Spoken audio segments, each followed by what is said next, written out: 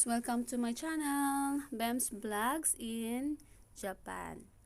So, for today's video, andito kami ngayon sa Case Dinki.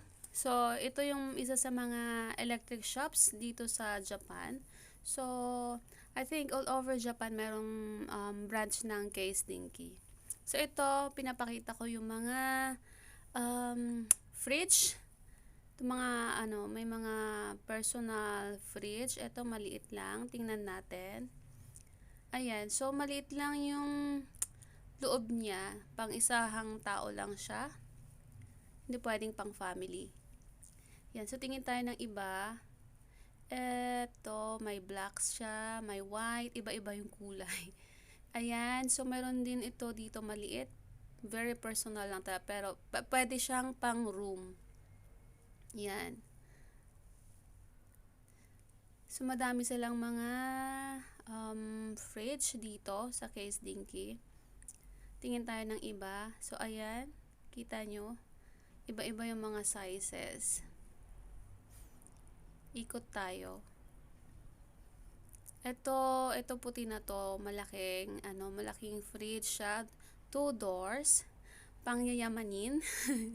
Pangmayaman na, na fridge. Hindi natin kaya yan. So, dito mayroon din silang mga washing machine. Actually, may washing machine na rin naman kami. So, tingin-tingin lang tayo ng mga washing machine dito.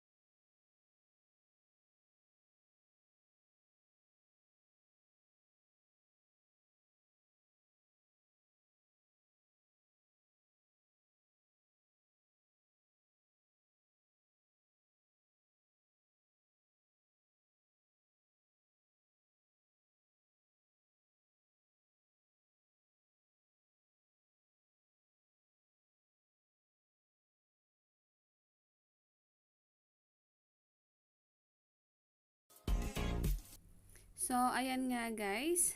Ang dami nilang mga refrigerators. Pwedeng pang business siguro itong mga to kasi sobrang malalaki. 2 doors. Pero siguro pwede din sa mga mga mayayaman, mahilig sa mga party. So, need nila mag-stock ng maraming mga groceries. Ayan. So, iba-iba din yung kulay nila. Yan. Hanggang doon. Tapos, dito pa. At eto, washing machine ulit. So, para hindi tayo masyadong mahalata ng mga staff, tingin-tingin tayo kunwari.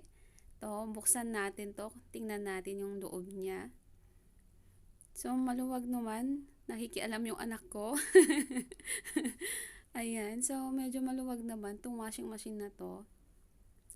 Okay. Lakad ulit tayo. Tingnan natin yung mga iba. Yan, tingin-tingin lang, kunwari, para di masita ng staff.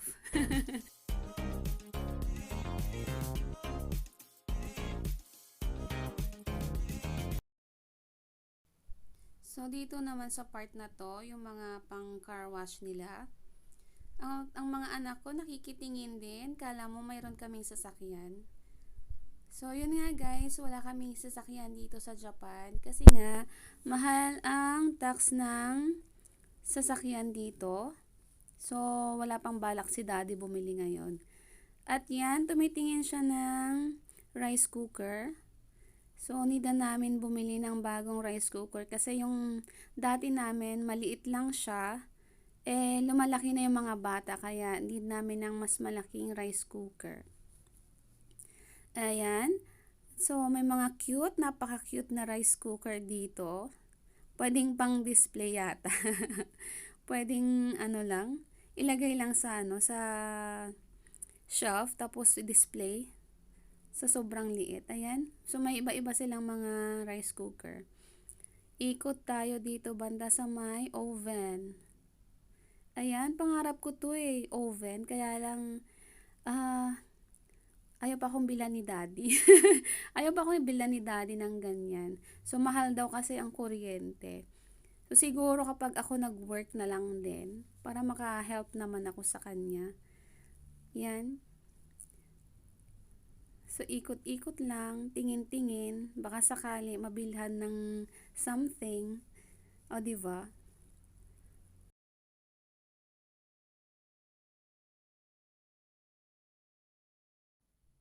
Itong anak ko pagod na magtakbo-takbo kaya sumakay na sa cart.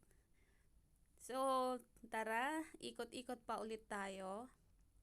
Ayan, meron pang mga oven dyan. Pero puntahan natin yung sa light ups nila kasi kailangan namin ng bagong fluorescent at yung mga may fluorescent kami na aandap-andap na. So kailangan na naming palitan. So tingin tayo dito, banda. Baka may mapili tayo na maganda.